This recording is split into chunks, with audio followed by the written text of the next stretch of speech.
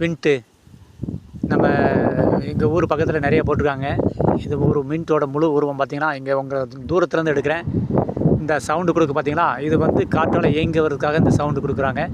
இதே மாதிரி அந்த காற்றாடி ரெக்கை சுற்றும் போதும் நிற்கும் போதும் இந்த சவுண்டு வரும். மிக பிரம்மாண்டமாக இருக்குது பாருங்கள். கிட்டத்தட்ட 200 அடி மேலே உயரம் இருக்குது. ஒவ்வொரு ரெக்கைக்கும் 100 அடி நீளத்தில் இருக்கும். இந்த காற்றாலை மின்சாரம் வந்து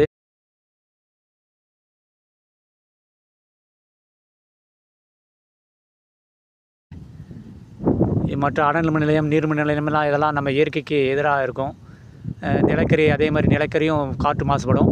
இது வந்து இயற்கைக்கு ஆதரவாக நம்ம எந்த ஒரு எதிர்ப்பும் இல்லாமல் காற்று மூலிமா கிடைக்கிற காற்று மூலிமா நம்ம மின்சாரம் தயாரிக்கிறாங்க.